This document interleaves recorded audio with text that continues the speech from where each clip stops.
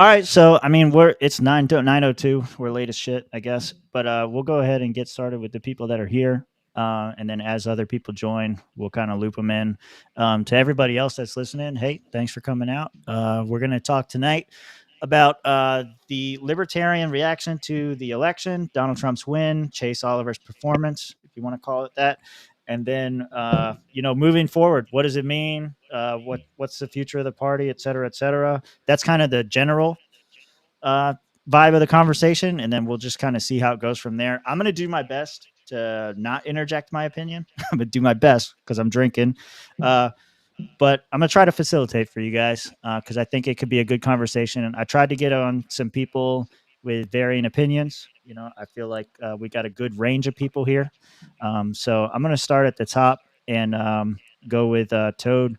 Toad, where are you at? What's your general reaction to everything? How are you feeling about it? What's up? Yeah, hold on. I was just proving to you that I am indeed naked right now. Oh You can my check God. that out. You're sending me pictures? Okay. It's not the full. It's not the full thing though. Don't worry. Okay. It's not Cocktober right now. Where There, am I at? yeah. Where I, you at? I as a shit poster, well-known shit poster. I mean, you know me. I am Yes. on the side of what I find to be the most shit posting worthy regime, which is obviously the Trump regime. I was on the side of yes, we should be backing Trump, but in all seriousness, like we're in this system. Like Right. you have to at least play by the rules to some extent here. You know that one of these two is going to win. Which one of those two, Trump or Harris, which one of those is going to give you more of a chance to get some wins in the direction of liberty? Because you're going to wind up with one of the two. I think it's pretty obvious what the answer is. Kamala Harris, that is. Mitch, go to Emu. You're voting for the status quo if you're going with her. If you're voting for Chase Oliver, you're voting for being a complete loser. Like you're not going to win. 4.4%. Way to go. Whatever. Throw your vote away. Vote for Trump. And Trump, I mean, libertarians have actually been speaking with him. This is the first time ever that the Libertarian Party chair has actually met face to face with the presidential favorite, not only one of the big party candidates, one of the favorites, and now the president elect. So we actually have like a line to this guy, and we can actually potentially get something out of that and get some wins out of that. So I think this is a no-brainer, and anybody who disagrees with me is a fucking idiot.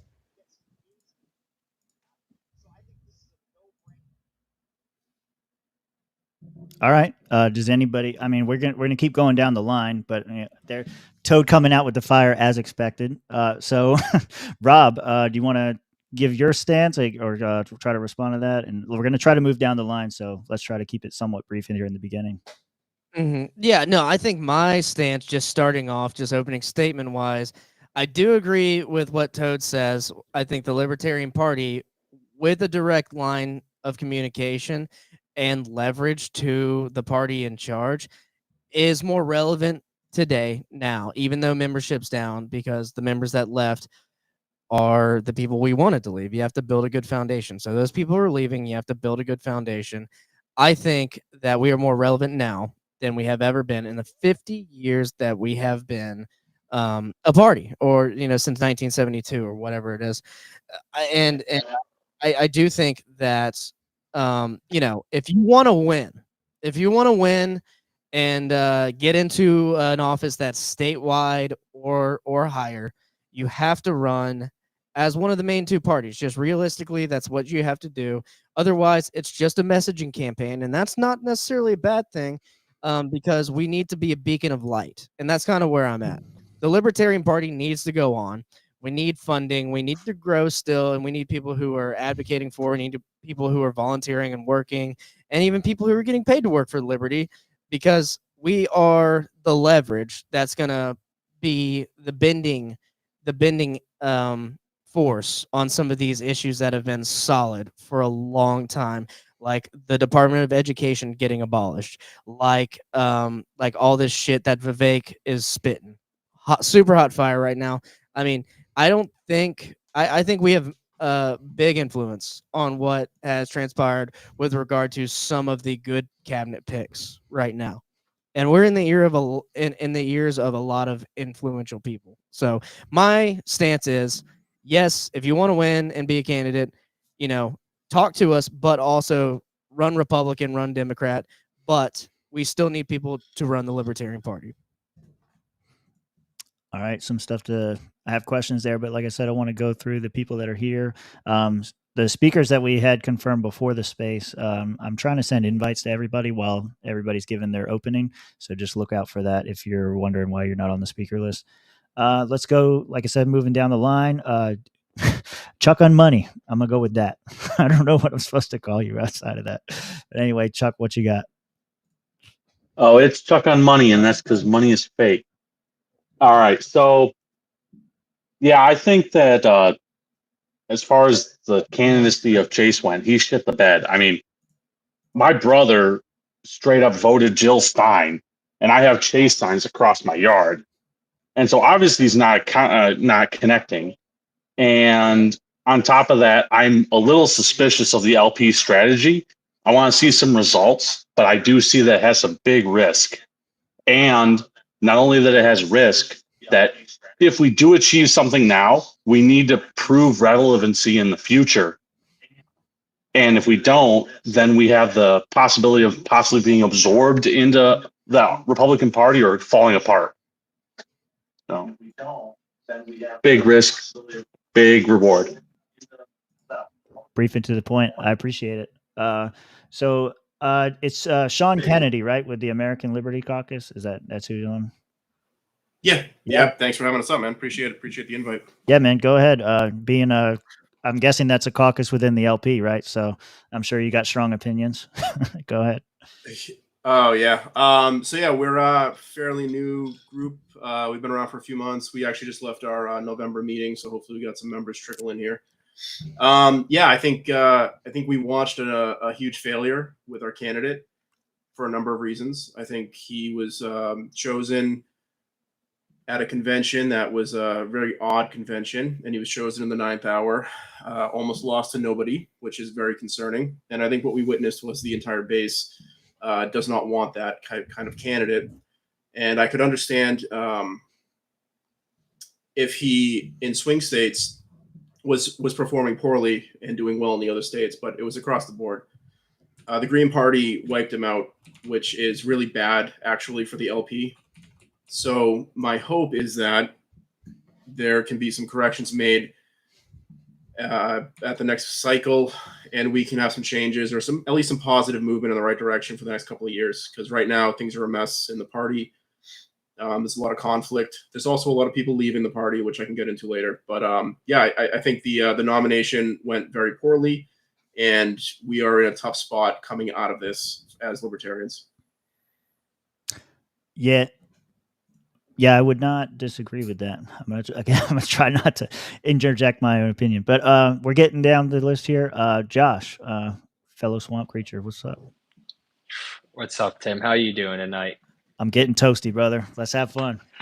All right. So, I mean, I'm kind of going to echo a little bit of what everybody said, kind of mishmashed together here, which, if you don't like the strategy right now, you're dumb, because if you didn't like it, you had every opportunity over the last 4 to 6 years to prevent it from happening. So fucking deal with it. As far as our candidate's concerned, you can make a lot of arguments a lot of different ways. I wonder how many but people at the end of the day, the results think are Chase what did a they good are. job. He got 0.4%. It was the worst campaign since Bill Barr. So, I mean, it wasn't the worst campaign in LP history, but it's been the worst in the last 10, 15 years. So, there's a lot of ways you can look at it. A lot of people are going to have a lot of different opinions, a lot of different ways. Whoever's side wants to spin it the best is going to end up winning. So I'm not going to get into that. As far as the LP is concerned at this point here it has to be a beacon point. And the reality is I see a whole fucking bunch of people all over this god awful fucking app who all want to talk about how the LP is dying. And the reality is that LP the Libertarian Party and its members and its leadership and everybody top to bottom, front to back, myself included, are too incompetent to kill it, or we would have killed this fucking thing about Mommy, 20, you gotta 30 chill. years ago and called it a day, realistically. So the party's going to march on, ladies and gentlemen, regardless of how you feel about it, where you want it to go, or what you want it to do. The best thing you can hope for is to Good point, get Rona. yourself as deeply embedded in your local, state, and national affiliate as possible, and do what you can to influence it the way you want to go. So if you're not happy with the party, the reality is that Nick Sarwark said it best in 2018, 2020. The Long story party is shows made up up. of those who show up. So if you're not happy with shit, y'all need to start showing up. All right. I Not hate that he quoted Nick Sarwark. I really do. I feel like Josh and I quote Sarwark more than anybody else. He had me up until the end. Well, go ahead, Mitch. Welcome.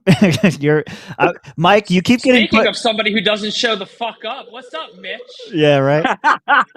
Well, Fashionably late, as always. I just want to say real quick, Mike was the first one to accept the invitation, and he keeps getting pushed back. I'm sorry, it's not me, it's X. Go ahead, Mitch. Yeah. This is all Elon's fault. Yeah. Okay. Well, anyway, looking at the state of the party going forward, I came in listening to the guy from the American Liberty Caucus talking about how our candidate was a failure this time. And, to call a spade, yeah, it was. We were basically a non-entity. And it really was sad. Like, when I say that Jo Jorgensen was a better candidate than the one that we had this time, I really mean that, because at least she went out and tried to do all these podcasts. She tried to do something. With Chase, it just felt like there was nothing going on. Now, that being said, I do see some light at the end of the tunnel with what we have been able to do with this coalition. I think that this is a good start, and I think it gives us an idea of where to move forward in the future. I think when we look at the history of America, we actually see a blueprint of where we can go. We need only look at the Bull Moose Party. That's a little third party that managed to shape a good portion of American history. I think that we could do the same. As much as I would love to say, hey, let's go waltz right in to the debates and become president tomorrow, it's just an unrealistic way of looking at things. And frankly, you would just have to be delusional to think that that's even a realistic path. So my approach is mainly make do with what we have going forward. And I see a lot of things to utilize going forward. Hell, even here in the state of Florida, I would love to try and open things up in coalition more. There are many independents I have noticed here in Florida. Hell, one independent here in Orlando that if we had coalitioned with, who knows what we could have done. He was doing a good job. He should have been still reelected. He was not. Instead, he got beat out by the Democrat who was removed because she was corrupt. So that just goes to tell you what the hell we're working with here in Orlando. So if we could at least coalition, at least that's something. The dude's NPA anyway, so what difference does it make? That's just one example, but I see a future ahead with many things like that. That's how I see it. And the fact that we see a beacon of this coalition going into the new Trump administration, I think is just a start. So, yeah. All right, good deal. I'm going to move over to Mike. Finally, the first guy to accept the invite. Mike, welcome. Thanks, man. Yeah, I mean, looking at the national situation, like I ran as a gubernatorial candidate, right? Statewide as governor, mainly to secure ballot access and be able to push the ideas of nullification and localization. So part of me is like, I almost don't care what the federal government's going to do, because I don't believe that solutions are going to come from the federal government. I really believe it's going to come from within our communities. But big picture, the Democrats deserve to lose. So like, I'm happy that Kamala and the deep state and everybody who is trying to push that down on the American people and insulting our intelligence along the way, like that losing to me is, I guess, a small win. Gotta refill my drink. But I guess I'm not all that hopeful in Donald Trump. And one, like being able to actually do anything, because I think that the uniparty establishment will do dirty shit to block him from actually being effective at things that I think libertarians really want from him. At this point, I hope he frees Ross. If nothing else, like saving a life, fucking amazing.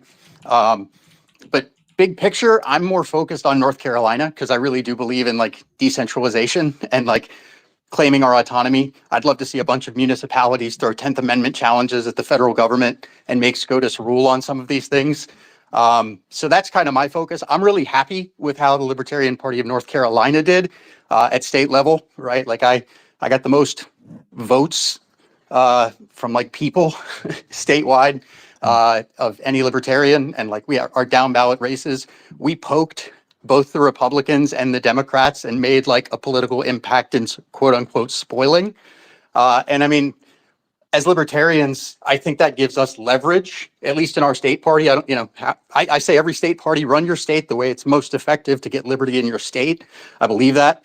But in North Carolina, I see this role of both pissing off Republicans and Democrats as a potential leverage point, right? Can we move Democrats to get better on criminal justice reform, ending the war on cannabis? Can we push Republicans to get better on property rights, gun rights? So I think from an LPNC standpoint, our state party, we're doing really effective. And to me, that's almost all I care about. Looking at the history at national level, there's a whole bunch of fighting up there, but if we can win shit at the local level, I feel like that's how we can make the most impact. And, with the Trump administration, I'd much rather we have a voice in earshot than not have a voice in earshot. So, Angela took what I would say is a really huge gamble, and I'm in wait and see mode to see if it was worth it. Yeah, I think that's fair. All right, Thomas, I got you in here as a speaker. You weren't one of the first. You were one of the ones that were advertised. So I just want to say to everybody listening before I let Tom speak, anybody can join. But if one of the people that we put on the poster or whatever come in, I kind of gotta give the seat to them because they were promised. And then moving forward, we'll try to leave a couple seats open. But the first one we wanted to blow it up. So Tom, where are you at on this? I saw you wanted to join. So what's up? Hopefully, I imagine you got something to say. That would be Thomas R. Edlum. There you are. Yep. Yeah, I always have something to say. I'm the state party treasurer in Massachusetts, and there you go. I'm a fellow at the Libertarian Institute as well. And I'll echo what everyone else said. Chase ran a terrible campaign. But here's the thing. Like, even though the Mises caucus, when they took over in 2022, the messaging was way better. I think we need to, our social media, our outreach needs to be directed at the largest voting bloc, which is working people. They're the ones that are suffering. We need to be more concrete even than Ron Paul was. He used to say, inflation hurts the poor and the middle class. But we need to be more specific and even almost bombastic about it and say, look, no level of inflation ever sunk a yacht or took a penny of value from real estate. Inflation only hurts working people. We need to address their issues directly. That's my point. That's what we have to change. The rest of it's kind of taking care of itself. All the woke crazies, they've already left the party. We don't have to worry about them. We just have to worry about keeping the good people. And that's my piece. Yeah, that's an interesting point. I do want to hopefully circle back to that Jen Psaki style at some point during this conversation. Chuck, I see your hand up. I got Leighton in here. I want to give Leighton an opportunity like I gave everyone else in the beginning, and then we'll kind of open up the floor. So I'll start with you, but let me drop this on Leighton. What's up, man? Boo. Man boobs. Yes, I'm currently at my apartment listening to the fights at the same time as the boxing stuff. So good timing. But I mean, my take on everything has been sort of interesting because I'm on my board here in Alaska for our small affiliate. But I sort of have mixed feelings on everything because on one hand, I think Trump winning is better than Kamala Harris, but then at the same time, now we have to deal with all these promises and stuff, and some of that has been less encouraging lately, we'll say, with some of the picks that I've seen and just the whole administration stuff he's putting together. So I'd say I'm mixed on that. But as far as the Angela and the actual role the LP has played in the election cycle here for 2024, I don't really have much of an issue. I think, I would have liked to have seen probably more help with signatures and stuff in some of the states. I know that was an issue, but other than that, trying to get David Fight in. It's just basically arguments about money at the end of the day. I don't think that's really important, because when you know your candidate isn't going to win, the question becomes, well, what is that money worth long term? And I don't think it was worth all that much. Uh, I don't think 5.5% is that big of a deal. I know a lot of people are talking about that. I know somebody in my party made the point that we have a ton of candidates who got really poor percentages, and so that's not something that's rare, but it is disappointing, certainly. I think I could have foreseen this with a number of other candidates because of who was running in the 2024 election and what was going on. In fact, you had RFK, you had Jill Stein, you had all these other people. I would like to see the LP focus on rural communities primarily. I'm in Alaska, so I focus on a lot of that stuff myself, but I think that you have a much better ability to win office in smaller communities. The smaller you go, a lot of times the easier it is, because you can have small volunteer groups in those places that have easier time winning offices and things like that. But yeah, that would be sort of my 2 cents. All right, I appreciate it. I saw David Fight joined in. Chuck, I got you down as first to respond. Yeah, go ahead. When Leighton says he's on boards, that just means that he's strapping shit to his shoes so he can walk through the snow in Alaska. People, don't listen to him. He doesn't know what he's talking about. Accurate. Yeah. All right. So I saw Mike put his hand down. Chuck's had his hand up for a while, so we'll go to him. David, I want to give you the opportunity. You weren't here in the beginning, but you are one of the confirmed speakers that we had. So give you the opportunity I gave everybody else at the beginning here. Libertarians post-election, the future of the party. Give us your brief opening here, and then we're going to open the floodgates here in a moment. All right. Hey, y'all. Yeah, sorry I'm a little bit late.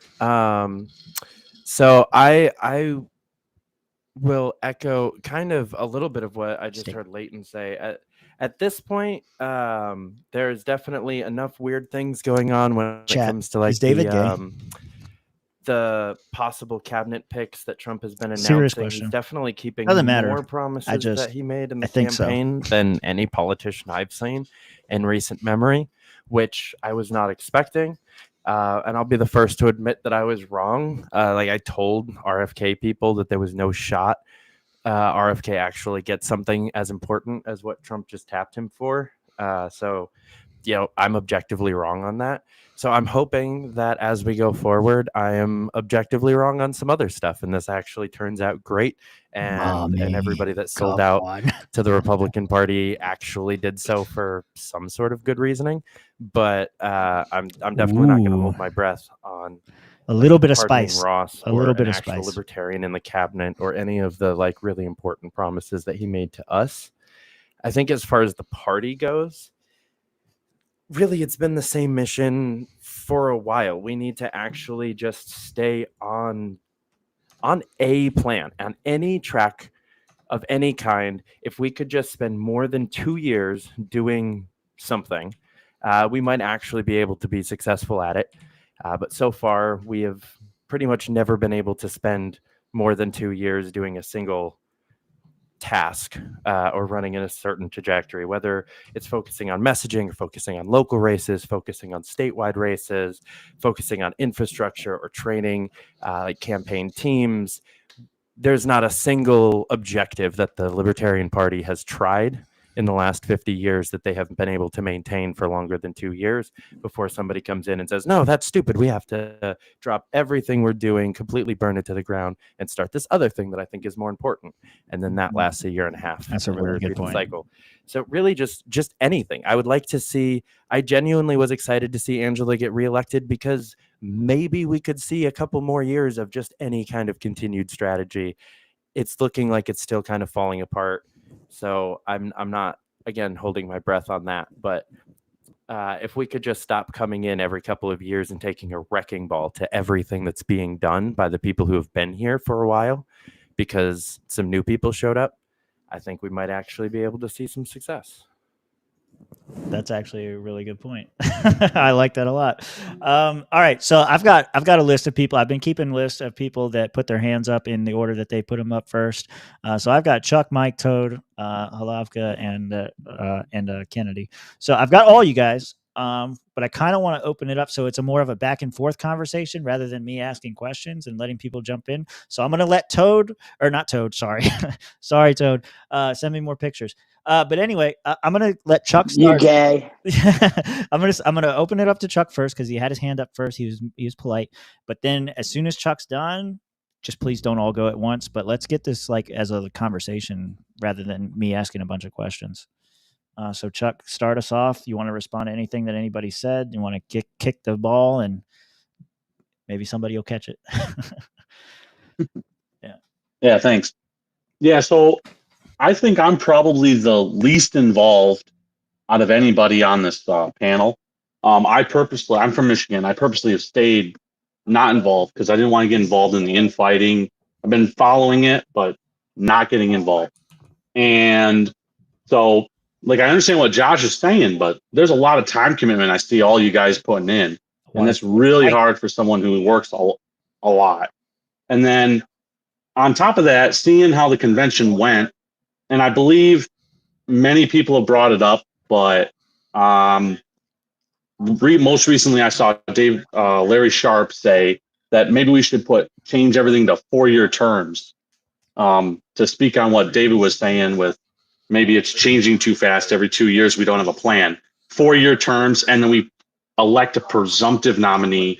So that way we're not fighting like just before the election.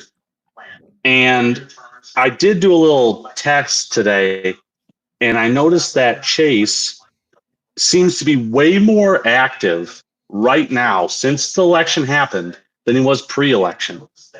Like I checked, and I'm only checking like Twitter, but he was doing 1 or 2 posts a day, and he's up to 3 or 4, maybe more a day now, and it's all anti-war, bang, bang, bang. And I'm from Michigan. He lost the anti-war vote, which is supposedly his biggest point. Right. And that pissed me off so much because, like, my brother voted for Jill Stein purely against the war and genocide and stuff like that he sees. And I thought it was ridiculous. An anti-war candidate from the LP couldn't take that and own it when it's his biggest issue. And now after the election, now that it's Republicans that are taking control, now he cares about war. It doesn't make sense. I mean, I could speak to that a little bit because now he doesn't have a campaign team running his social media for him, telling him what to say and what not to say. And especially not one that's run mostly by Zionists who were trying to neuter him on that issue. Whoa. That was bad staffing choices. You mean most Steve of which Doshbach? That's one of them. Allegedly. Steve's bad. Steve's bad. Allegedly. Jesus. I mean, I will say he wasn't. He was far from the worst Zionist on Chase's campaign. Multiple of them came over from the Termont team and trying to kind of make the teams work together. But it makes sense. You know, he was going to events, doing a bunch of stuff. A busy guy running a presidential campaign while somebody else was running most of his social media. Now he's sitting on the couch at home getting stoned. He's got nothing better to do than fuck around on Twitter. I don't think it's that he was being quiet on the issue versus now that now that Republicans are in charge, he's going to be anti-war. I don't think that's it at all. I think it's just now he actually has the time and nothing better to do. I'm going to probably disagree with that because he had invites to like a bunch of shows that he refused to do during his campaign. Yeah, I mean, I did a couple of campaign events, and, you know, to put yourself out there, I did it at a gubernatorial level, which, you know, statewide, I can't imagine doing that at 50 states. So I'm going to give Chase credit there. And for the events that we campaigned together, you know, I never endorsed anybody because I had people who voted for me, who voted for Trump, Oliver, and Harris, who were voting for me. I've been a unity candidate in my state. Again, like that's just what I think works for North Carolina. Any other state, run your shit how it works for your electorate, your voter base, your LP. But objectively, on a data basis, I have to agree, like not doing Timcast and not doing part of the problem when you have an invite. You know, I had to deal with media not giving me time to speak to people, right? Like Fox News came out and interviewed me for 20 minutes and they literally played a sentence of it because I didn't take the bait that they wanted. And I talked about libertarian solutions. So it didn't get aired. So I feel like it's definitely a miss there. And I think the data in North Carolina, kind of makes it clear. I try to look at things through the lens of North Carolina, and, LP, I got 3.2 and 3.2%, almost 175,000 votes. And Chase got like 22,000 votes, 24,000 votes, something like that. Yeah, so I the find data this is just funny. hard to argue against. I just finished running my campaign over here. I got something like 23%, which in my district, because I was running for a rep seat, was only like there's something like 1,200 votes. But in the grand scheme of things, right, when I was looking at it, I'm going, yeah, I have a libertarian next to my name, so I knew I wasn't going to do all that great in the election. That's kind of how it works, even over here. But the problem I have with the whole thing with him was during my whole campaign, I took every interview I was offered.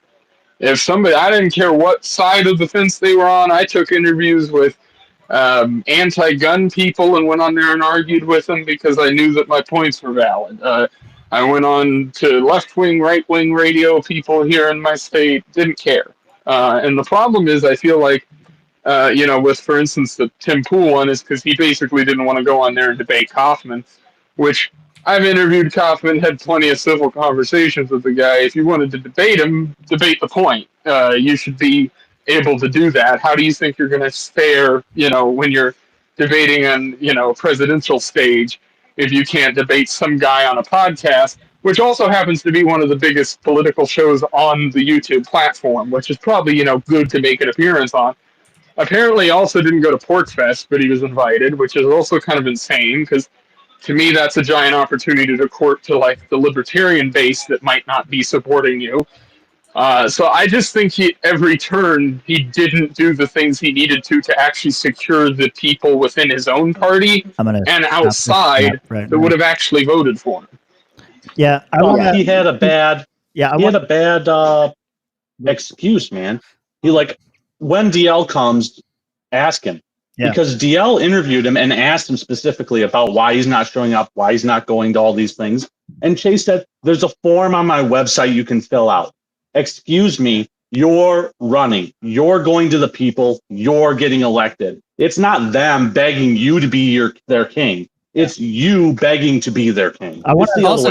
He's not important. He's not the guy that like you are a libertarian. You need to reach out to these big podcasts. I'm gonna tell you guys a story that that I've told several times. Rob, tell your story really quickly, but I want to refocus the conversation. I did want to make a couple points on Chase. On Chase. So if you want to refocus it, then let me know. But so you know how you get all these texts from like the Kamala campaign and the Trump campaign, you didn't even sign up for them, and it's like I'm getting them anyway.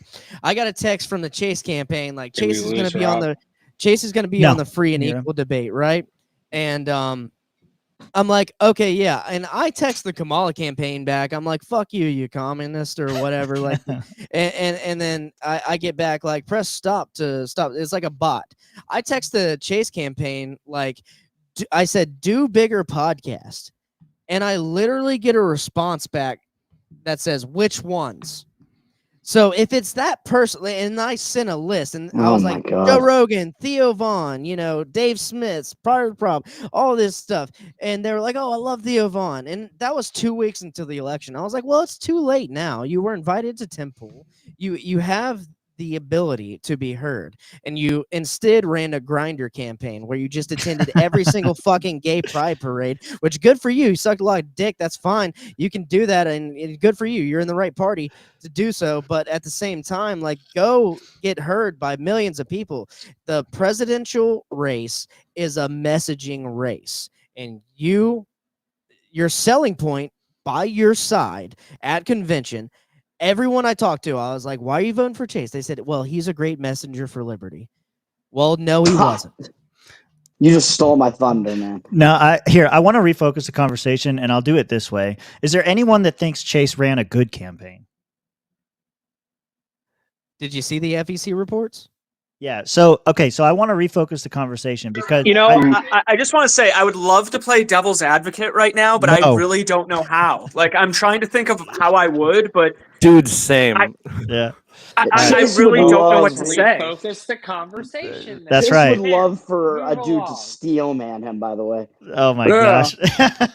Moving along. But that's what. Okay, so the last time we hosted a space, Josh and I came up with this on the fly. Was like we thrive in conflict. Okay, we all agree. I think that Chase ran a terrible campaign, and there's no getting around that. The question is, what do we do now? Now that campaign is over, where does the Libertarian Party go? What role do they play in national politics? What should the party focus on? What should it stop focusing on? Et cetera, et cetera.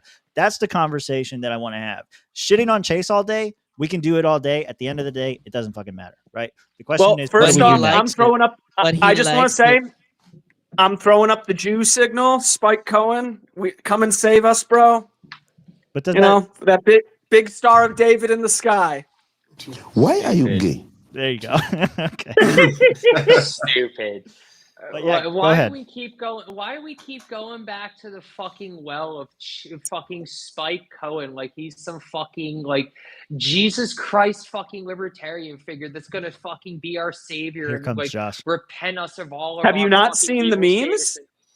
No, I haven't, because he's a fucking Jew. Like exactly, that's the point. I get it. Like I know you all think that he's Jesus, but like I resemble that remark.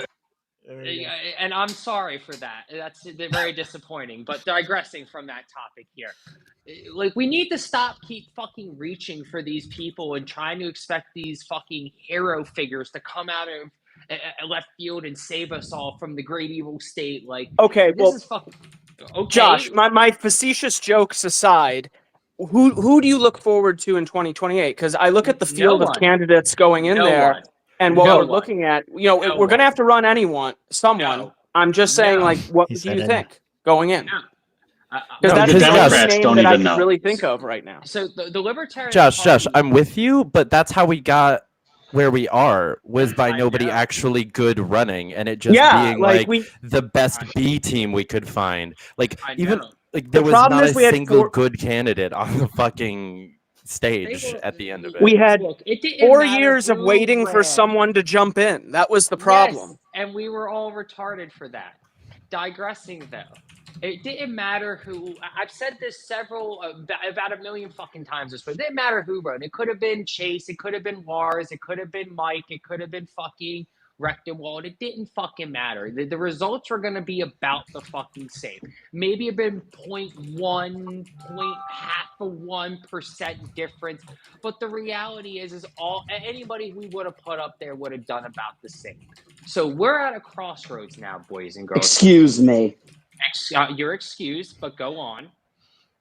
Yeah, you would have done way worse. I was one of the candidates. Yeah, no, I would have done better than Chase.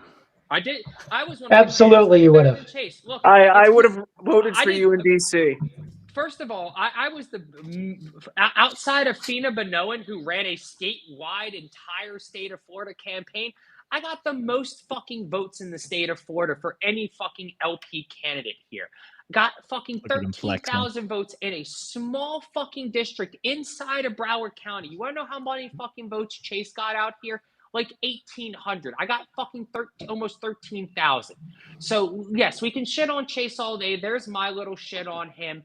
But once again, we as a party are at a crossroads. It's not fair, though. There was no We have to make a Republican in decision that on race. who we want to be and how we want to be recognized here.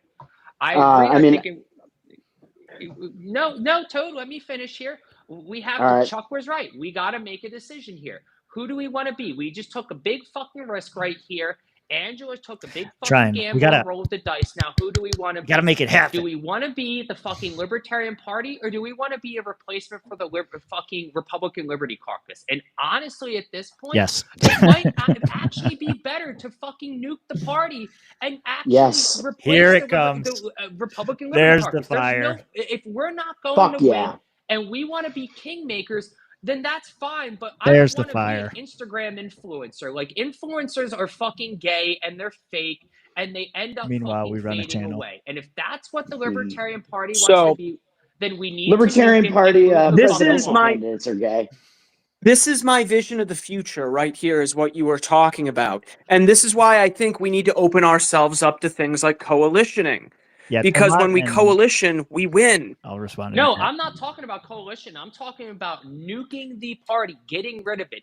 It is not doing what Here's it's the supposed to thing. do. We And if you- coalition, we do all the stuff like that. We Yes, keep the but door if you open so that, God forbid, we ever get another Ron Paul get treated the way that there's he is. never We gonna can be walk right another out Ron again. Paul.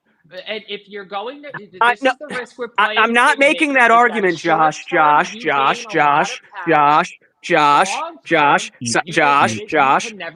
Wait, you're straw manning my argument, Josh. No, I'm not. Yes, you are, Josh. Let me finish. You're saying that you're trying to. We will never be king. So we hope that we can kiss the ring and get whatever concessions we can. And that the king once doesn't again, chop you are off our straw fucking manning my head. argument. Nope. You are straw manning my argument, dude. Here, Mitch. No, I'm telling the truth, and you. Let me make the point that I'm trying to make real quickly. Yes, when I I will. say, I will. I would just want to say, Mitch, make your point that you want to make. Everyone else, give them an opportunity to. I like to fire and I like to fight. Let's keep it going. We fight like we're like Chinese fighting fish on this show. So nobody like, knows what you're talking about, Mitch. Chinese fighting fish? Don't explain. Don't explain that. I'm a whale. Rob, quit being fucking retarded. Anyway, Josh, when I say that if there's another Ron Paul, they're fish that fight. Like what the fuck? Okay, let me finish my point. I'm not saying it like, man, what if we have another Ron Paul? I'm saying it like, let's say we do join the party. Holy fuck!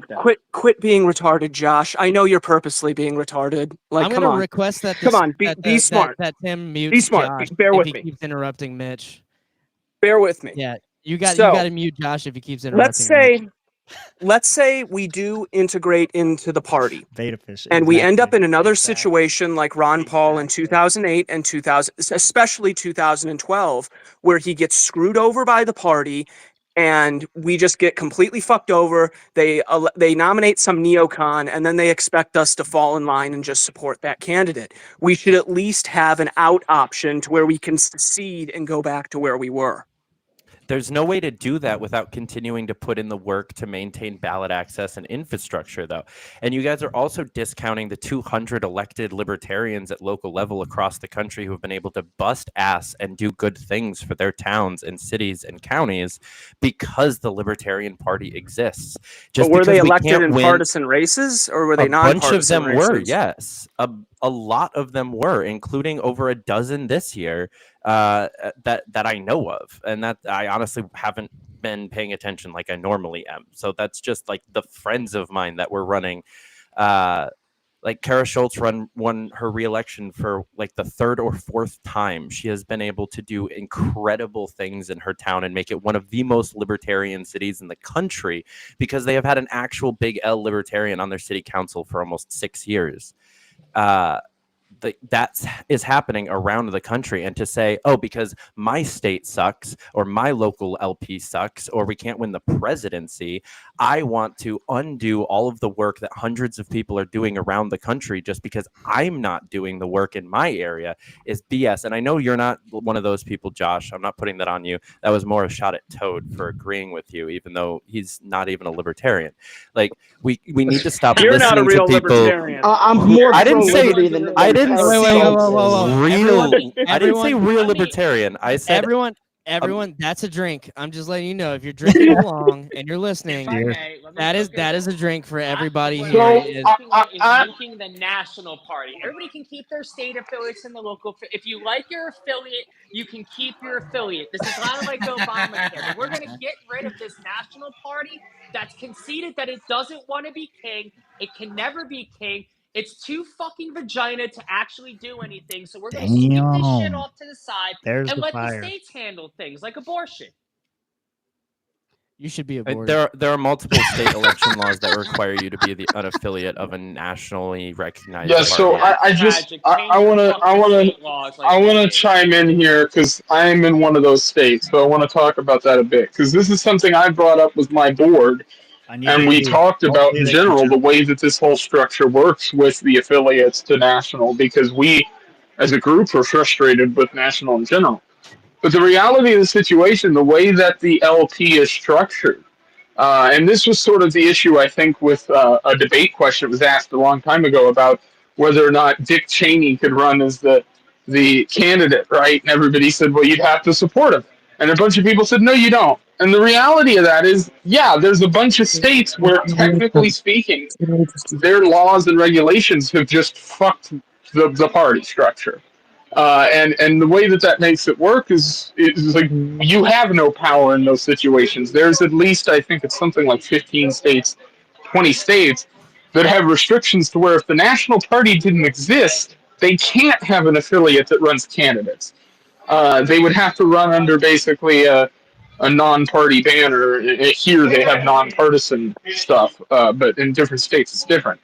I think what is going to realistically happen if you do that is you're going to have a split where a bunch of the old school LP people, the donor class primarily, by the way, will form their new version of the party, and the rest of them will become the new Republican caucus group, which, by the way, I don't really like the idea of, because ultimately I think you're going to end up not getting anything done anyway, and you'll be right back in the same position being just as dejected. So I don't think it's going to actually get you anywhere in the long run historically. I think it'll wind you up just being in a malaise. I mean, we just proved this last cycle that we don't really need the national party. We have people who are big enough and influential enough in the liberty movement, because we keep talking about this as a party, that there's a difference between the LP and the liberty movement, and the liberty movement is bigger than the LP. Exactly. We have people in the liberty movement who are bigger than the LP, who are more influential than the LP, and have at this point shown that there's really no need for a national LP outside of the fact that a few states, a few lesser of the 49 states, require the national LP to exist in order for them to exist. And I'm very sorry for those states, but like we did in Florida, you should get your state laws changed. Coalition, we talk about this. Guess what?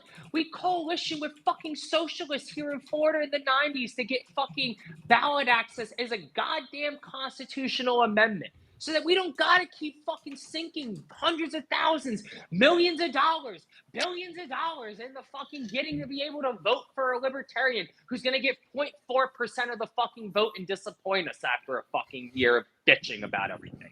Like, this is ridiculous at this point, guys. I said this during my debate with fucking vice chair. We need to stop fucking chasing ballot access. We need to stop chasing fucking internet clout. Do whatever is going to get the most freedom. If it means nuking the party and being a better, fucking, more influential wing of the Republican Party, then maybe that's what we got to do. Dude, I understand all of what you're saying, but none of it actually builds anything or creates anything. You got to step in here. None of it does anything. Yeah. You're saying a bunch of stuff that everything you're saying is what they've already done in the LP on a same structure. You're just moving it. You're just taking the vehicle and moving it to a new parking spot. It doesn't do what you think it does. Party member in a cabinet position right now. You're gonna end up like the Tea Party movement. That's weak. And the guys in the House who can't get shit done in the House is fucked. Got us Rand Paul and fucking Thomas Massey and Justin Amash, and we all fucking love what they do. Imagine. Yeah, Amash is gone.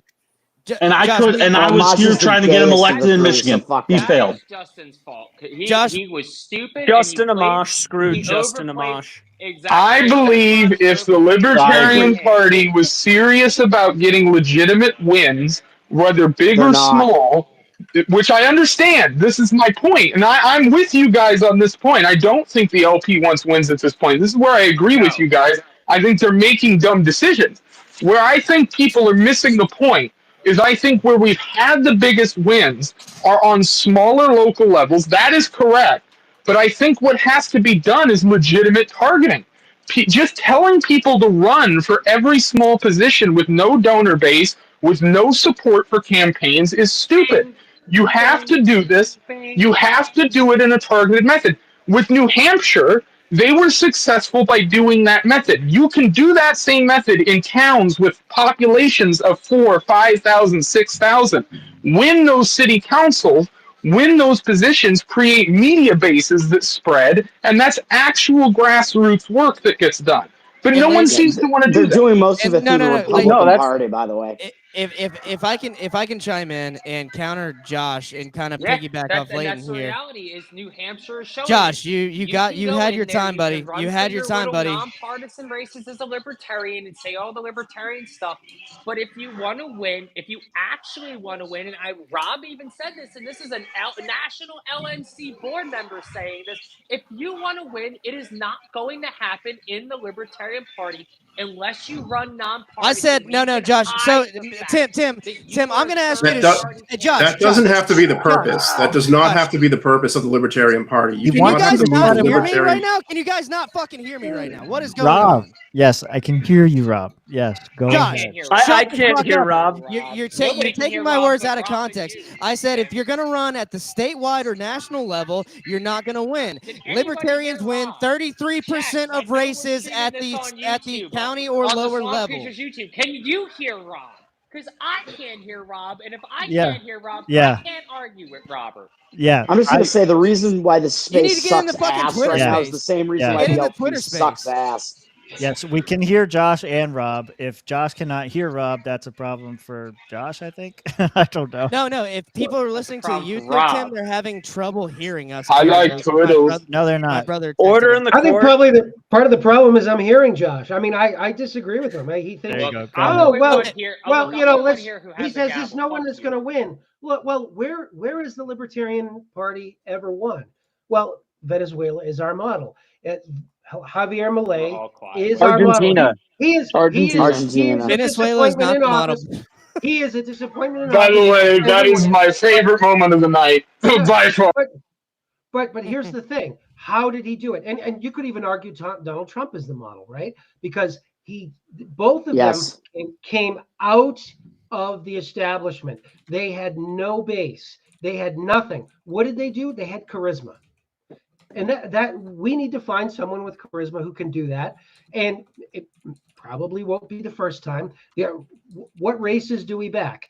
Well, we back races where we can win, and we back races where we can build our organization for the win for the next time. That's what we do.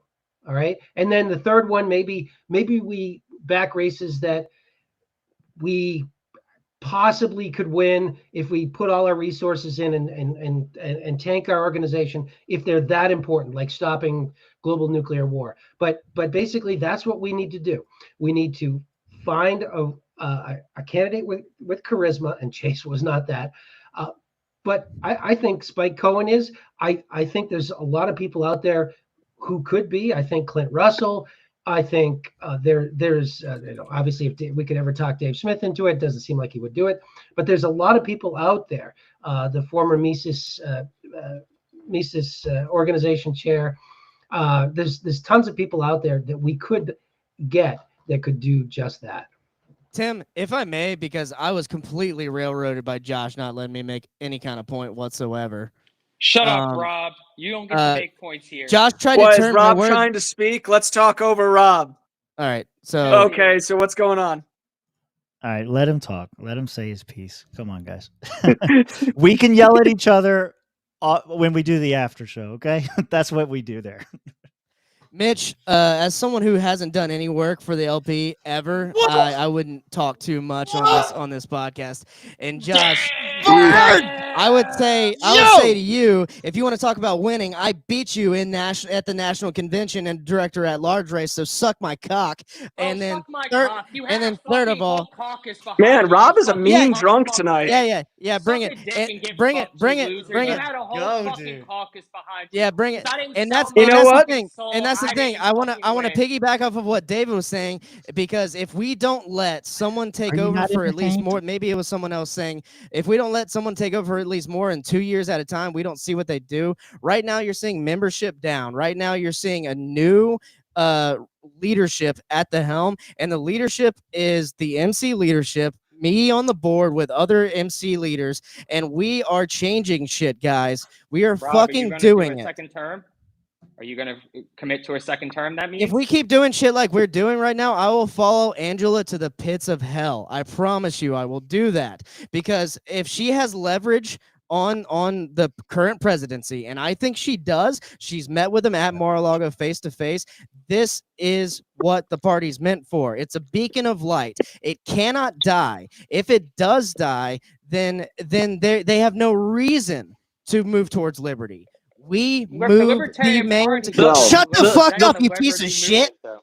No, Shut up. I mean, Make I think I agree with both of you, but I think what Angela is doing is the direction that we want to go, but I don't think it necessarily has to be out of the LP. Like, I don't think which party it is even fucking matters. Like, I think what matters is that you have these voices on a huge stage that are pushing the needle in the direction of liberty, and you're influencing the culture. I don't care if you do it through a party. I don't care if you do it through a podcast. Whatever the fuck you want to do it. Do what she's doing. Do what Dave Smith is doing. Do what Tower Gang is doing. Fuck it. I almost Exactly. Right. Okay, so but wait. Exactly. The party is ultimately just a Historically- vehicle. This is Historically why speaking- coalitioning is the way, and my even God. this little faggot Robert Vinson is right about. So All right, I want to so agree with you Toad. sh- I want to you- agree you- with Toad a little bit. No, you shut the fuck up. I hit the mute Oh, you want to button. tell me? You want to tell me to shut up after you let Josh just run rampant this whole time? Yes, I'm muting everybody on purpose, and the only reason you don't have it is because you got co-host. So listen, we got to let the people talk, okay?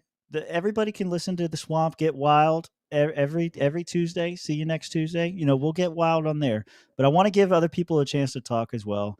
And Josh sucks right now, though. Josh sucks right now. I think you both suck a little bit, and that's okay. You suck. So I'm unmuting it. I'm letting everybody jump back in. I love this All right. news. So I was going to say the idea of killing the national party is just crazy to me. Like, I don't want to jump on Josh and pick a side there, but the whole reason that Angela was able to do what Angela is trying to do is because the party exists. And if we want that vehicle to exist, I think I'd like to see the national party focus on shit that helps candidates succeed in those elections. And one thing I would say is like voter gravity. I ran for a statewide race, so it was like useless for me. But if you're trying to run for like mayor or town commission for $50 a month, that's something that only a national party scale at the enterprise level can get that kind of pricing.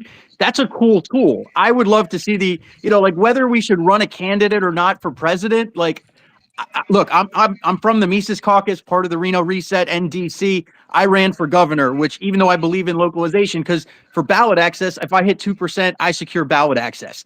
I was able to do that, but I want national to be providing resources to make local candidates win. If they could do that and the state parties do that, that's the value at the local level. But if you kill the national party, what the hell are you going to negotiate with a future administration with? Like, how are you going to invite the other party's candidates over and then promote that shit out? Like, it wouldn't have been possible without that infrastructure. So killing it's a little crazy to me. 100%. really gotta be careful getting absorbed. Mike, It's come really easy to Florida come in anytime. I got after you, bud. a few decades of other people's work, come in and say, you guys haven't done shit, you guys don't do shit, piggyback off of all of their work, and then sell all of that work out, and then say, oh, see, all we had to do was sell out. We didn't have to do any of the work. That's because they didn't do any of the work. That work was done by the previous administrations. And all they did was tank ballot access, tank fundraising, tank membership, and then sell out what was left. Okay, I just want to say really a few things and respond to a few points here, if I might. Really disagree with removing national. I think there's a lot of value in a third option voting block, and the control is having the block of votes. It's not being absorbed into another group and having to climb a higher mountain with more money that none of us have. So the goal should be to climb the mountain in the LP, the speakers climb the mountain in the LP, and then you influence other elections and you threaten them to run candidates that align closer to us or they don't get elected. Because ultimately, primaries don't matter. Nobody gives a shit about your local primaries. Nobody shows up to vote in primaries. They're going to show up to vote for one of the two major parties. And if there's a third option and the Libertarians show up and they vote Libertarian or Republican, if we're going to lean that way, which is fine, you're going to put pressure on Republicans. You're going to force them to do what we want. And the voting block counts for something.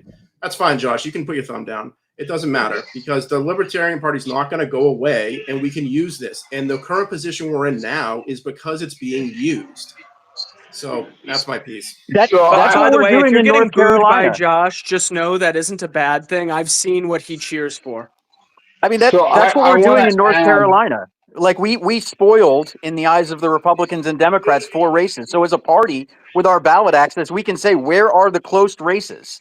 Like, where is it that the margin can be covered and then we can pressure? Hey, Republicans, pass constitutional carry. Hey, Democrats, get on board with like pardoning nonviolent victimless activities. Like, that's our strategy in our state. Like, what works for North Carolina may not work for other states. I don't give a shit. But the national party, like, I just don't see how we just how we could get rid of it, because then it stops being a leverage point, and it should always So be, if nothing else, a tool.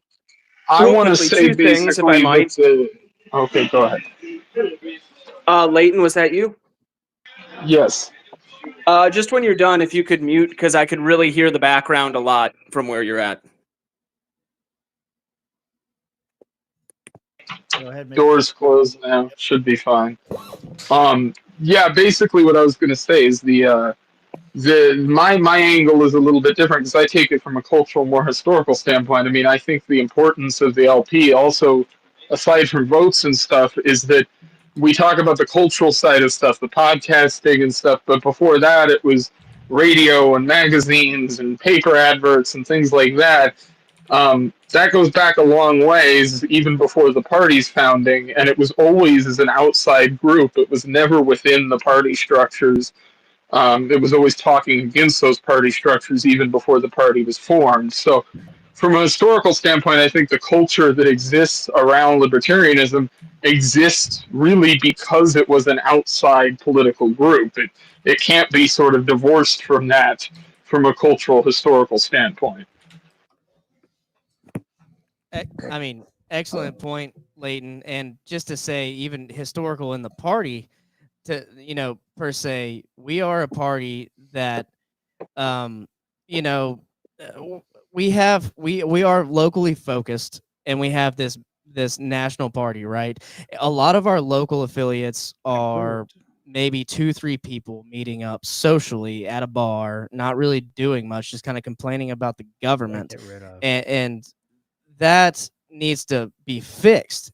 And I think with the new regime, right, we need time to do what we're doing and get the Mises Caucus people in and say, hey, we are going to focus on local races, and we're not going to spend all this money, all of our money on ballot access. We're not going to spend all of our money on running a presidential candidate like Chase. Instead, we're going to focus it on the nonpartisan races. That's like, the 33% of libertarians that do win.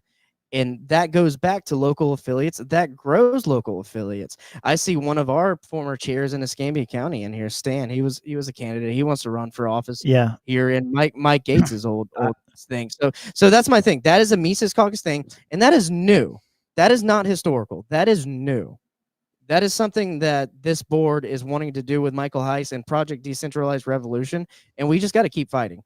We got to keep the national party alive, because that's where the funding comes from. That's where the main funding would come from for a lot of these local races.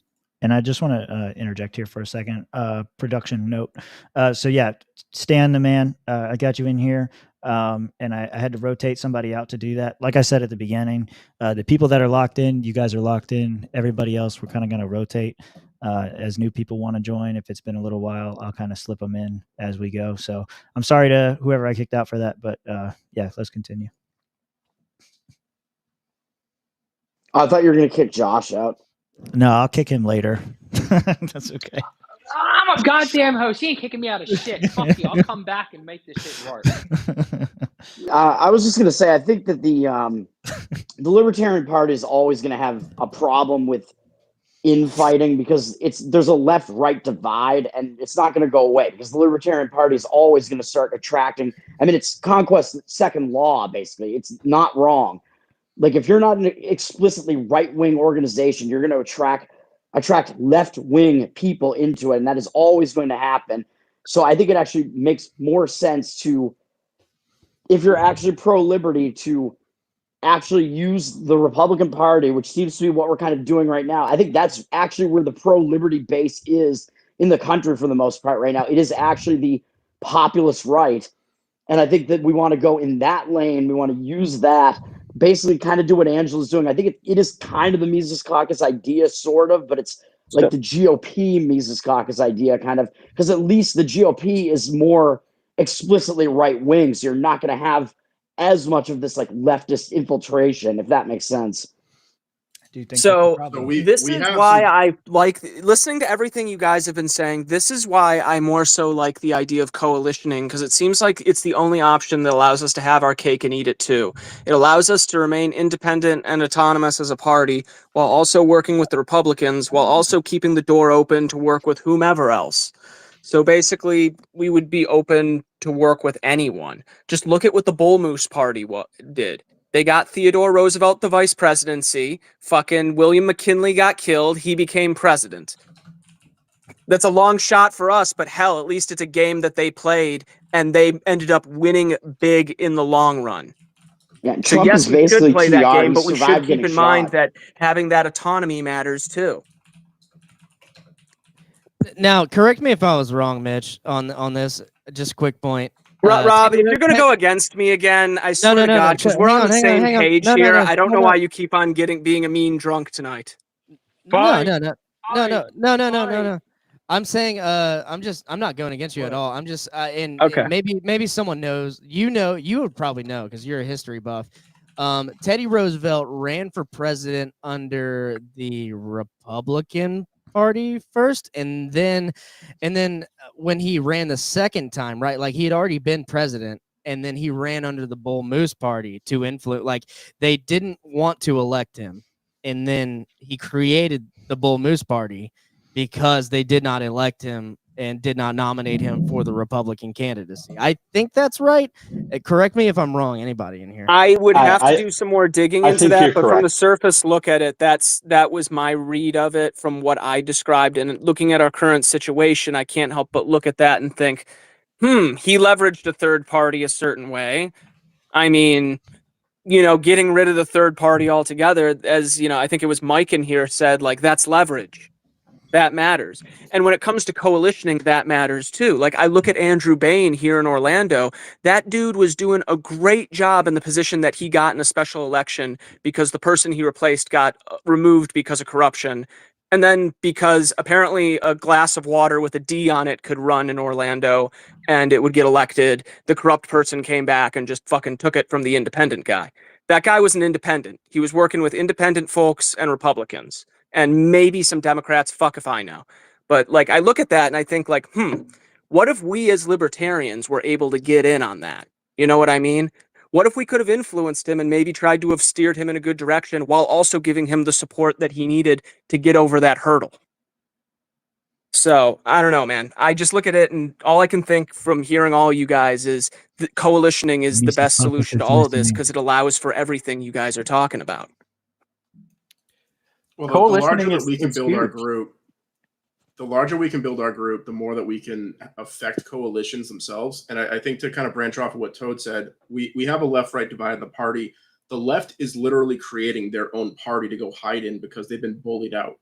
So we are going to grow with the right groups of people, and we are going to have an intersection in 2028 where the populist right movement we've seen with Trump grow with the kinds of people that we would prefer to coalition with. They are not going to have their king anymore. That person's going to go away. So if there's a way to pull those people into the Libertarian Party to grow the voting block of the party to continue to push more Liberty candidates specifically and primary them or run against them and control it the way that I kind of talked about before, that would be a huge benefit to us because that populist movement would take a populist candidate on our part to be able to project that message out. But a lot of MAGA has similar values. They might not read as much of the material and shit, but they want smaller government. They want to go down that list, gun rights, the whole thing.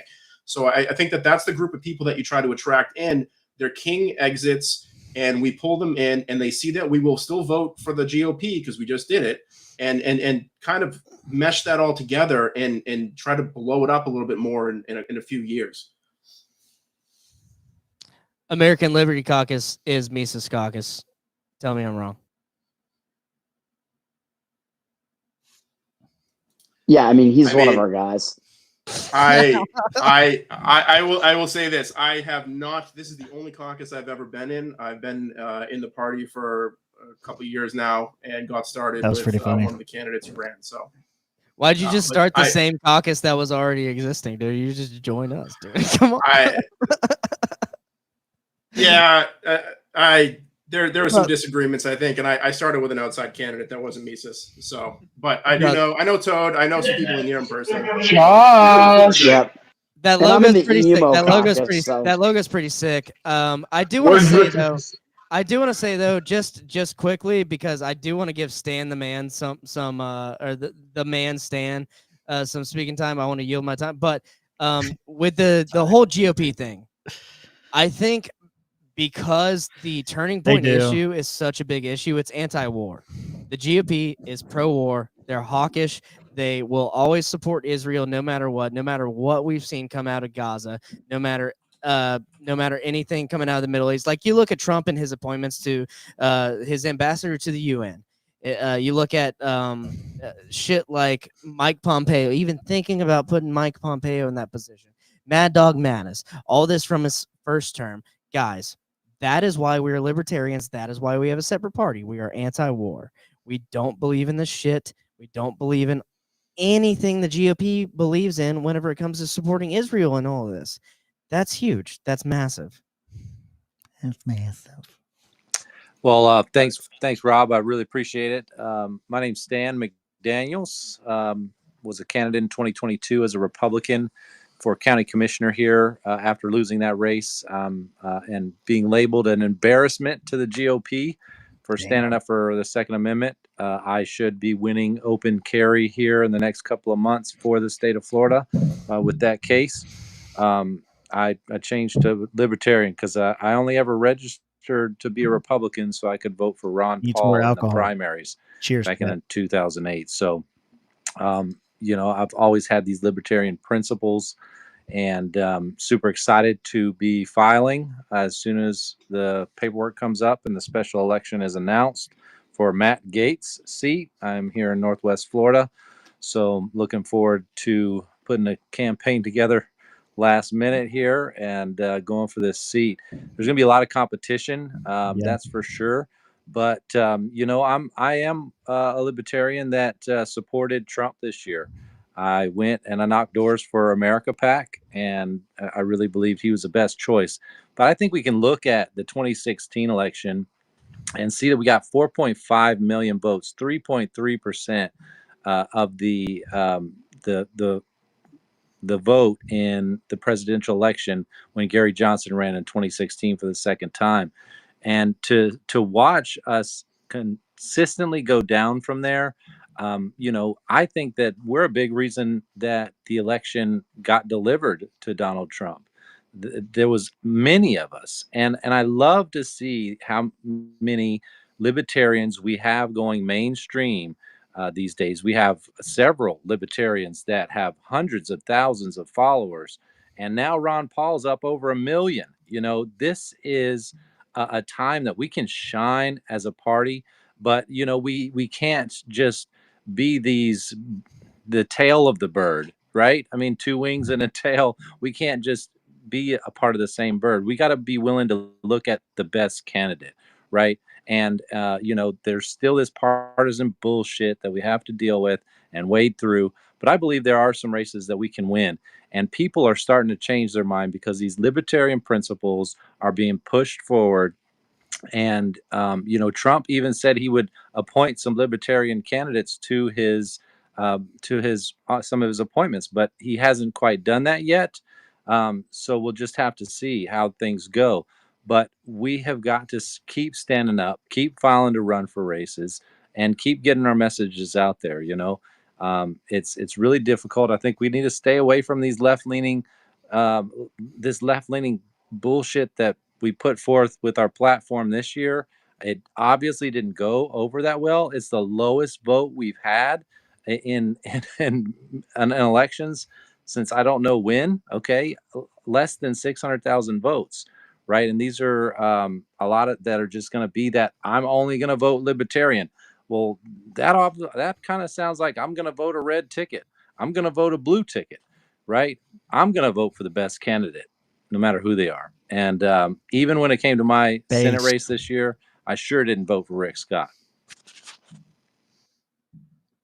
Based. Anyway. By the way, I just want to point out when I say coalitioning with people and like supporting certain people depending on different situations, that's the type of guy who I would say we would support. Yeah, Yeah, so hell on the yeah. topic of coalitioning, I just want to point out something that Josh said earlier, and kind of contrast it with some of the other stuff said in the room so far. The Libertarian Party of Florida coalitioned. He listed a specific group of people that they coalitioned with to fix the ballot access laws to put them in the position where he's been able to be up on a high horse this whole time. That wasn't right-leaning people. It was communists. And we have a bunch of people in the party that if the LP Florida tried to do that now, they would be excommunicated from the party because how dare you do anything with anyone left of center? Wait, David, can happened. Can you say when that was? I think Josh said it was in the 90s. I'm just going off of what Josh said, the comment Josh made earlier of them coalitioning with communists in the 90s to fix ballot access. We coalitioned with them for an anti-war rally recently, and everyone freaked out anyway too. So that doesn't really Yeah. bear much to me. I mean, us libertarians, if you've ever had a conversation with a communist, which happens, a lot, to be honest, because our political philosophies are tied to actual philosophies, or our political parties are tied to actual philosophies, right? And we're one of the, two of two, really. I like you, Grumpy. A lot of communists will tell you when you go too far left, you get your guns back, blah, blah, blah, whatever. You hear that? So there are things we can coalition with them on. Like, I run Decrim Nature Florida. I'm the executive director for Decrim Nature Florida. Something that Republicans will never get on board with, right? Like, we believe that nonviolent drug offenses, as libertarians, we believe nonviolent drug offenses are not jailable offenses. You're not hurting anybody. You're expanding your consciousness. You have a right to ingest these substances and explore the depths of your consciousness and the depths of spirituality, right? So we believe in that. Republicans don't. They're all Jesus. They're all like, you got to be this secondary religious experience, right? Hippie shit. I coalition with lefties on the daily, and I tell them, hey, we need to do this as a free market solution. Like, getting involved in coalitioning, like Mitch is talking about in these groups, is amazing just for grassroots efforts, because they are not exposed to free market ideas, because they're thinking we need to seclude this product. They're thinking like only the tribes need to be able to sell like mushrooms and peyote and stuff. Like, I'm like, no, dude, everyone needs access to it.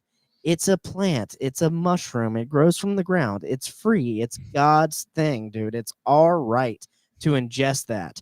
Republicans do not support that. That is why the Libertarian Party is a beacon of light, and we can use leverage. It does not need to be nuked. Fuck you, Josh. I was really split on Amendment 3 this year here in Florida, and I actually voted no because I did not like the big corporation taken over on the way that this bill was written. I didn't like that people wouldn't be able to grow it in their yard, and this is just the same corporatocracy that we've been dealing with. And it's it's the laws of nature and of nature's God right there in the first paragraph of the Declaration of Independence. And we've got to start standing up for this for sure. Stan, 100%. Tim, can I just interject before? I know a lot of people got their hands up. I have a quick interjection too, but go on.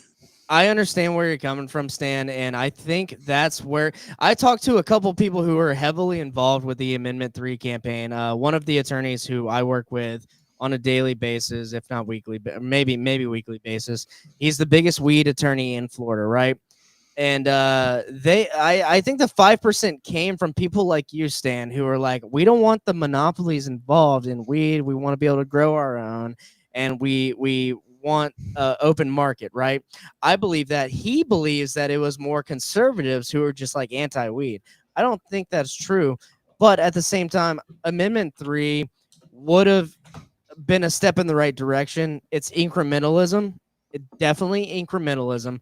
But at the same time, if you had a bunch of weed at your house and the cops kicked in your door for whatever reason and they see you with weed, no longer is that weed illegal. it would have been a step in the right direction. That's my stance in Florida. I know this is like a nationwide, like we got people from North Carolina all over, but here in Florida, we voted it down. I think that 5% was more in your camp, Stan, and I don't blame you guys whatsoever, but we live in reality. I think we should vote in reality. I think it should have passed. That's just my but stance. that's literally I'm with you. taking Where food out of people's mouths. Okay, when you let a corporation monopolize that's taking food out of regular everyday people that are selling weed on the black market, and that is just not right, bro. 100%, 100%, 100%. I agree with you, and you fix that after. Sorry, Mitch. Go ahead. I will so say we're that talking even about after it's Amendment 3. legalized, Amendment 3 is dead and buried now. And I just want to throw this out there real quickly to anyone who might be in Florida. I have already been talking to many people trying to get things in place so that we can try to hopefully steer this legislation in a better direction next time around and get that 5%. I'm with you on that one, Rob. I think that a lot of it came from people like him. There's quite a few people I've met who actually voted no, that I was kind of shocked that their reasoning. Like, one of the things with Amendment 3, I didn't know this. If you look into the bill, basically these corporations would have been immune to any sort of legal ramifications if anything were to happen with their products and a customer. Yep. And that was something that made some people I know very uncomfortable with it. So my hope is that we can work with groups like Normal and maybe some of these other ones and get something better 2 years from now that is more close to the bills that we saw out west back in the day as compared to the ones that we're seeing now pop up that are basically corporate bills that deliver the marijuana industry to Canada and Wall Street.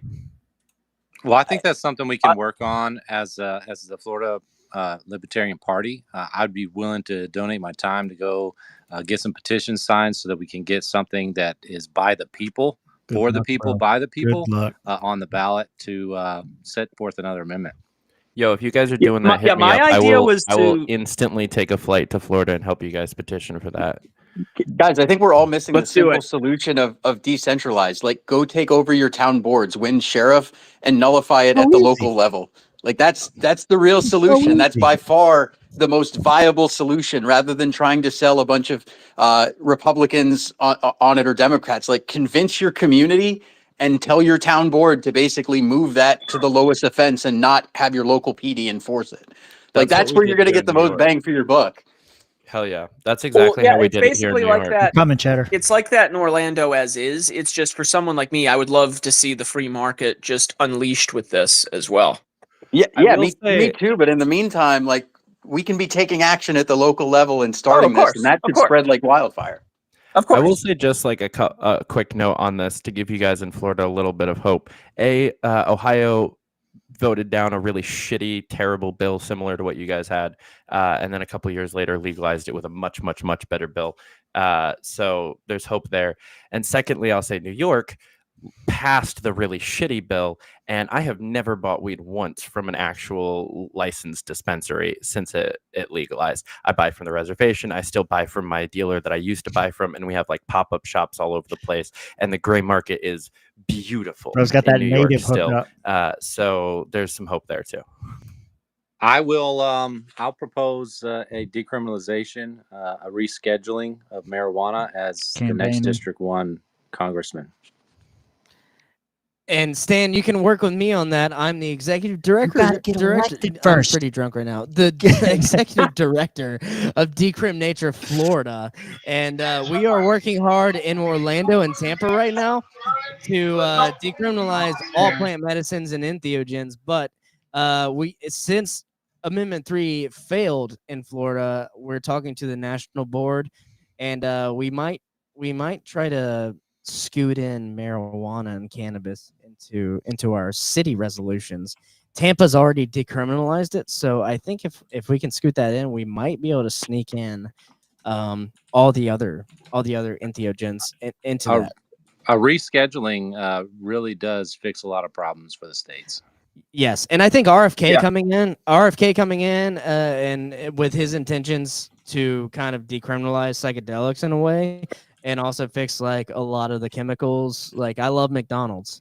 love McDonald's, love fast food, love Whataburger. I hate to see what is going to happen to all my favorite fast food places, but at the same time, I might lose some weight and be able to see God. So we'll see what RFK does. It might be beneficial for us, Stan. Hell Real yeah. quickly, talking about RFK, I kind of want to talk about that a little bit before I head out here. And I'm seeing like people talk about like what you just said there, Rob, what Rob just said there.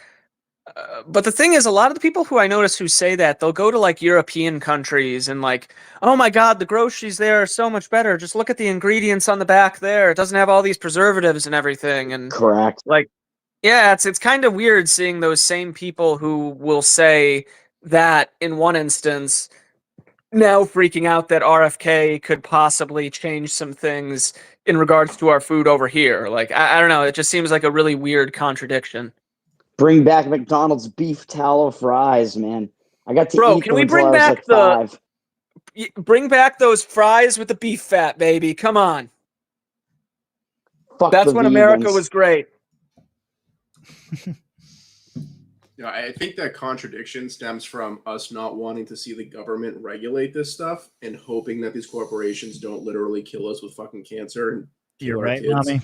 And yet it's happening anyways. Problem is, people don't have So when we look at what self-control. RFK is doing, They want to be you know, forced into doing I think we're something hopeful. good. I mean, personally, I'm hopeful for it. I know a lot of people that are hopeful for it. I think he's gonna, as long as he stays in his fucking lane and doesn't touch anything else, I think he'll be good for it. But I think it's very. We need to change the process for the way we deal with like corporations or CEOs or the people that are making decisions that are actually making people sick. And we don't need to be leaning on regulation if we are actually bringing people to court and prosecuting them for putting awful shit in our food. Amen. Yeah, it's like the libertarians freaking out about the potential crackdown on big pharma. I'm like, you guys are wrong. Like, big pharma is essentially a government entity. Fuck them. Ban them Listen, from guys, I think advertising. that we also can't look past the fact that we are the main reason Trump won the popular vote. Okay, I mean the margin there, that was us. Okay, and we have some power. They're actually starting to pitch to us now, and so we've got to embrace that. And I think it's a really great platform to be able to grow the party, because there are lots of independents out there, right, that feel like they don't have a home, and they're voting for both sides of the aisle too. You know, there's a county out in Washington State that voted for Trump.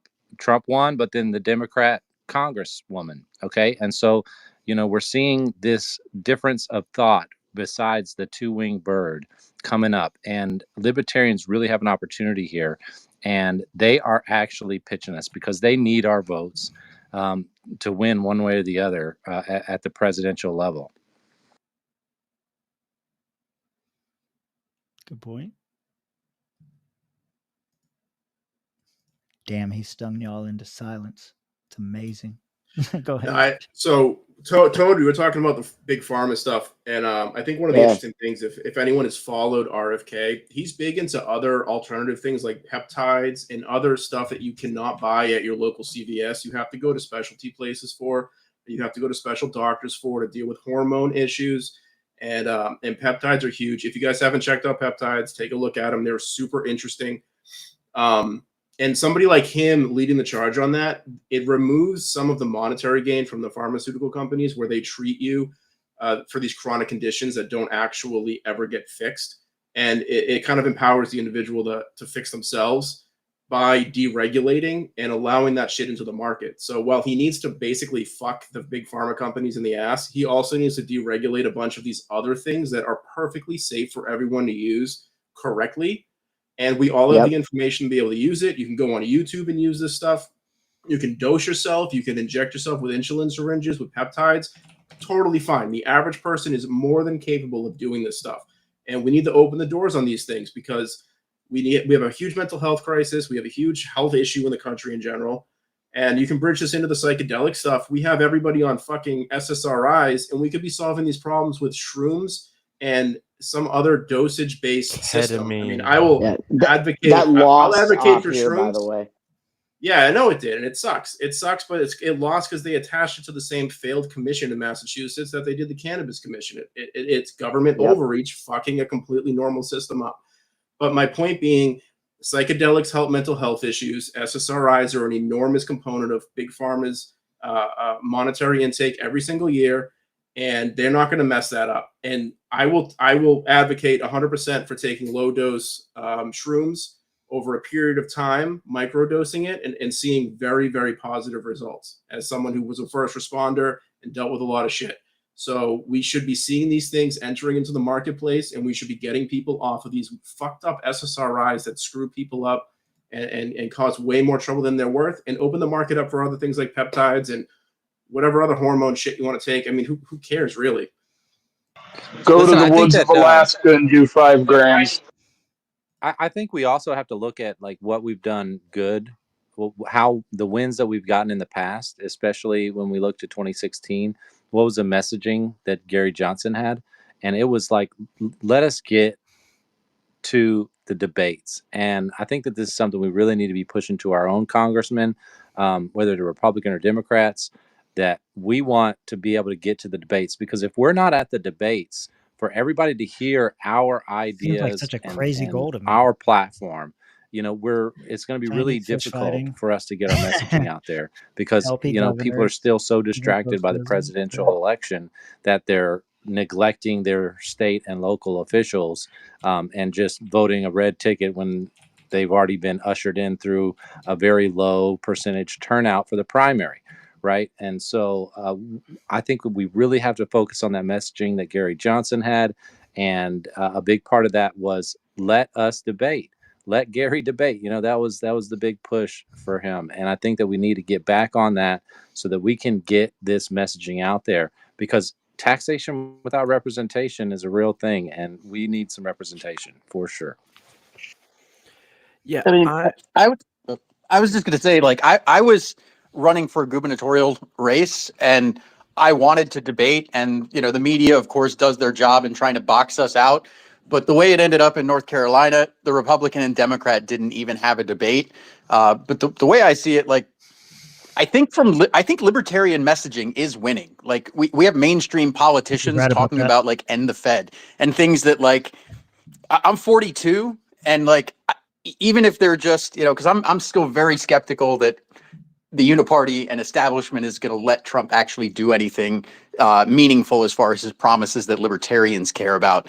But the message is winning, like, even with us being boxed out of debates. So yeah, it would be good to get us in debates, but I don't think that that's necessary with the rise of kind of new media.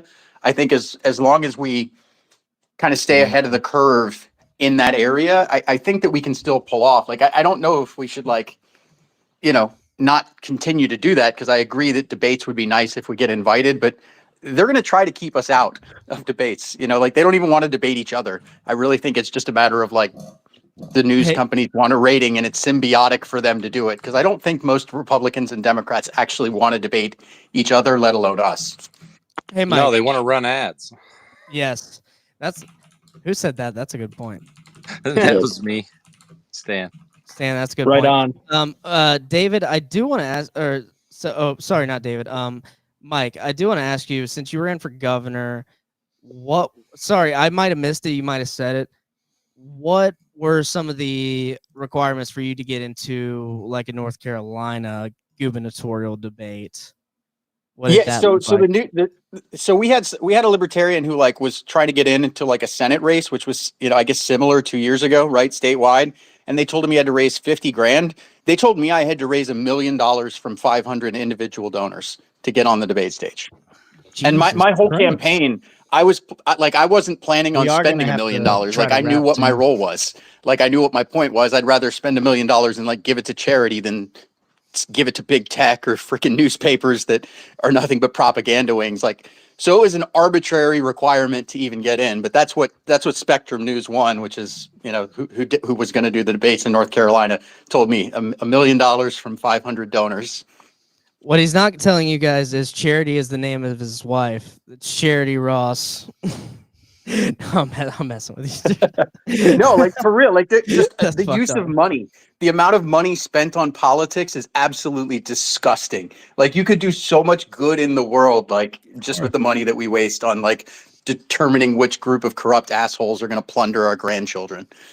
It's wild. Well, that's one of the things I plan on bringing up big time in this special election for Matt Gaetz district, because I have already seen the people that are claiming they're going to run, and they're telling people that they've already raised $250,000 pledges to their campaign, and it is just absolutely sickening that we're spending all this money on these elections when, in Florida here, the job of the supervisor elections is to educate voters. But what are we leaving that to? We're leaving it to the money behind the political campaigns to run ads and send out mailers when, your supervisor of elections could hold debates, local debates.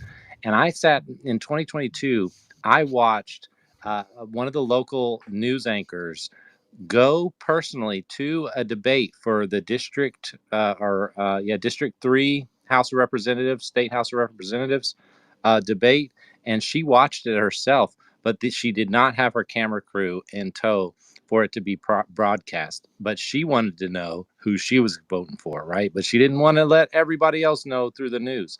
And so this is something we got to hold our local news stations accountable to. Call them up, say you want to see the debate, and they're losing ratings, right? And so they're going to need to be getting their ratings back up. And if they're hosting these types of things, they're going to get more ratings too. So Can I just give you a little bit of unsolicited campaign advice real quick? Just like as a comms person. If you're talking to the voters about that and trying to make that exact point, considering that it's already a super talked about thing, especially in your state and in a red district, tie it to the fact that pharmaceutical ads have jacked up the prices for advertising. Oh, Don't worry, I've got Ronan. a good one on Don't that. worry at all. So You'll be here tie all those week two together and and year and Rick you can drive Scott it and real decade. easy. Rick Scott was here visiting with a I'm getting ready to wrap this. potential candidate for this district as well. And Rick Scott's on record saying that the big pharma has too much power, like that I'll have to get the video and share it eventually, but it's on a buddy of mine's. It's missionobvious.com. He's got it up there. Missionobvious.com. Larry Downs Jr. He's an awesome dude. But Larry Downs is like a Pensacola legend, Stan. That's oh my pretty funny. God, he's awesome, and he's gonna host me too when I file to run. So on his podcast too. Tim, Hey, that's what I call Larry Sharp behind his back. Yeah. Tim, if I may, before we do this, because Yep. since Stan was speaking about his candidacy and all this, so I want to say this is unplanned. I didn't know Stan was joining us tonight. I know Stan because he was a Republican, became the Escambia County chair, and he's trying to run as a candidate in Matt Gaetz' congressional district. At this point, we need $10,000 within the next 8 weeks, or I want to say maybe around 10,000 signatures, maybe 8,000, somewhere between 8,000 and 10,000 signatures.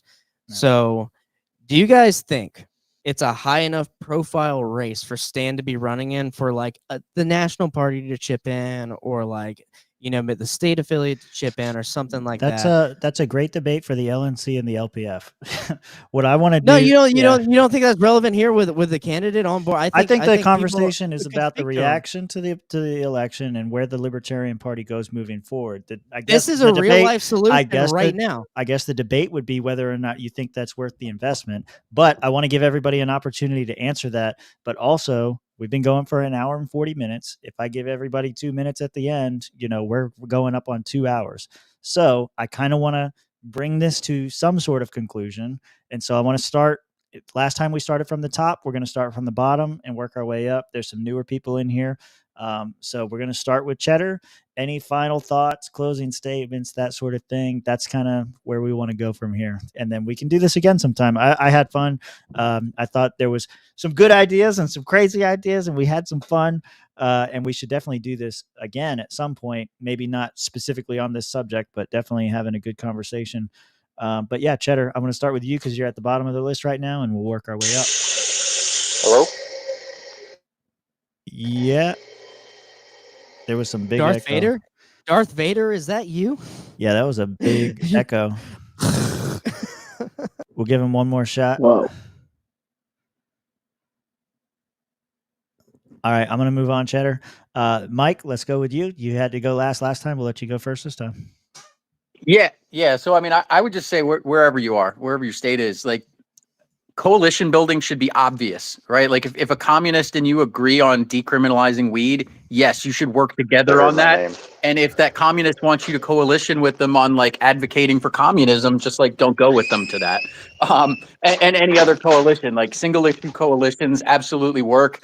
And especially in your local community, as you're thinking about running for local offices to nullify federal and state overreach, like build coalitions with whoever you agree with on those issues, even if you disagree with on other things, because if you don't do that, you're never going to get the support needed in your communities to win. And I think that there's a lot of value in doing that. And, you know, again, I said this and it's silly running, you know, coming from the guy who just ran statewide for governor at the top of the ticket in my state, but get involved locally. Like, we can stress about presidential candidates. We can stress about whether the deal that the LNC did is going to result in tangible wins for liberty in the long run. But like, we can take over our town commissions, county commissions starting in 2025. So like, hit the ground now, get out there, at least while the LNC still exists. And if Josh is wrong and we don't blow up the LNC,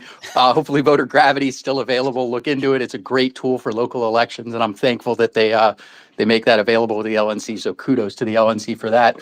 But yeah, just go take over your communities. Nullification, the 10th Amendment, that's the damn solution to all this shit, because the politicians aren't going to save us.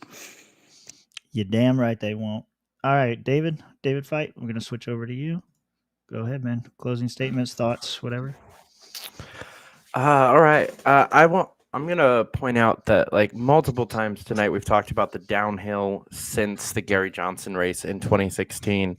And I think that we can't ignore the fact that there has definitely been a solid increase in the effectiveness of the Libertarian Party across the last 50 years. Whether or not at the national level we can see that in the presidential races or anything like that, but we got up to where we got up to with Gary Johnson. We've gotten a bunch of local people elected. We've maintained a lot of local elections, and all of that, or most of that, was based on a specific plan of attack of actually building infrastructure, focusing on local races, focusing on making sure that we can keep the information around as people get burnt out and leave, and actually being able to train up our replacements. And that whole plan kind of got thrown in the trash over the last 4 years and kind of rebranded into Project Decentralized Revolution, which in my opinion is mostly the same thing as the Pragmatic Caucus platform. It's there's very few differences if you actually compare the two. If we can actually, again, focus on something, I said this in my opening, I'll say it again in my closing. If we can actually just focus on something and keep it going and not make it about caucus wars, not make it about social bullshit issues that libertarians fundamentally believe shouldn't be up to a government to decide anyway, then we might actually be able to continue the progress that we were making through the 2010s into the later 2020s. I don't know if that's actually going to be possible given where we are right now, but I think that that's the best hope that we have. Thank you, sir. We're going to move over to Stan the Man. Go ahead. Any closing statements, thoughts, etc.? Yeah, I'm so glad somebody brought up jury nullification. You know, I think that this is something that we can do at a local level, at the local courthouses. I mean, we've seen Trump going through this with all the lawfare that's been going on, passing out jury nullification pamphlets to jurors heading in to jury selection. You can usually find out what day. It's usually just one day a week that the jurors are heading in, and it's usually a little early in the morning, which isn't good for a lot of libertarians, I know. But if we can get out there passing out these jury nullifications and educating the voters and the jurors on jury nullification, this is a super important thing for justice coming up in our country. Very concise. I appreciate it. Halavka, you want to spit some fire before we switch out of here? Go ahead. No, I think I got enough of these guys. Blah, blah, blah, blah, fucking blah. I'm going to trembled. interrupt Josh. Blah, blah, blah, blah, blah. In his Come on. closing statement. Fuck you, Josh. And that's And that's why I'm not gonna say anything. Yeah, I'll and I'm see you done. next Tuesday, bud. Love you. Fuck you, Rob. Suck my fucking cock and get fucked, you piece of shit. All right, we're gonna. If you want to hear more of Rob and Josh yelling at each other, join us in the after show on Tuesday nights. Chuck, let's switch over to you. Closing thoughts, statements, etc. Yeah, I had a couple things.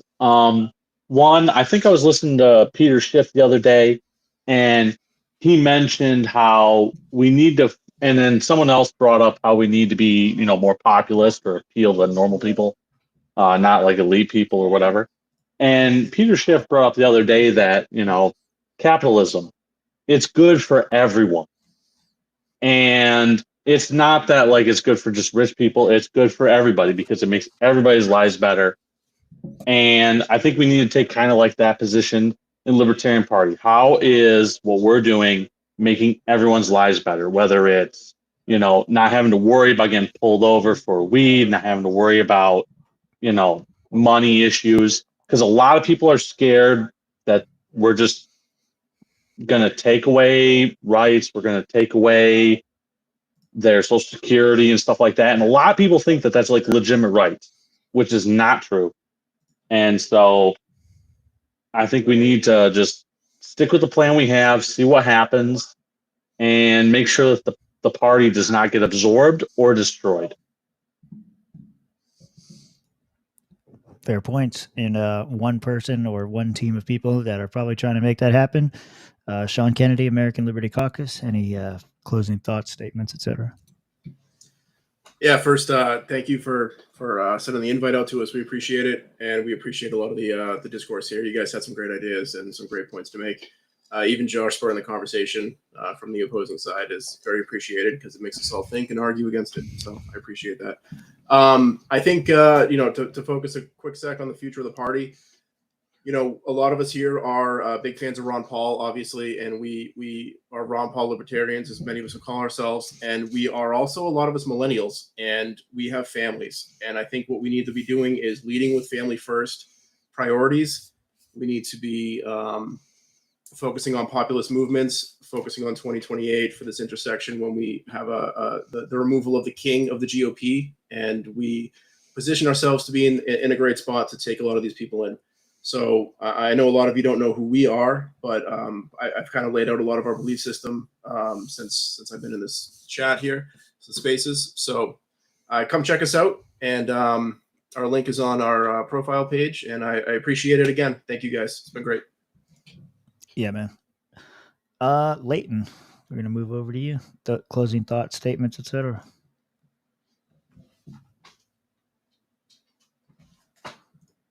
He gets 2 tries. 1, 2. Adios, mofo. Toad, what's up? Yeah, thanks for having me on, guys. I'll just reiterate, continue to push culture in a pro-liberty direction, man. And I will leave with a couple of white pills in that I do think that the Trump administration this time around is going to be better than the naysayers think at the very least. I mean, these picks that he's throwing out there are, I would say, are more good than bad. And if you look at what Polymarket is saying right now, we're still looking at the actual people who are betting on this. To turn this in a betting direction real quick, it looks like they are essentially saying that there's a 78, 80% chance that Ross is going to be freed in the first 100 days right now. So I'll leave you with some white pills there. I think we're winning, man. Take the wins. Don't be a fucking loser. I try. Every day I look to you and I try to be better. All right, guys. Hey, we're going to close it out there. If you're interested in the after show, you'll be able to find it on. What happened? Somebody trying to speak? All right. Yeah, closing it out there. If you want to join us in the after show, you can find it in our profile, et cetera, et cetera. We'll see you on Tuesday. Thanks to everybody that came out, and we'll do it again sometime soon. Adios, everybody.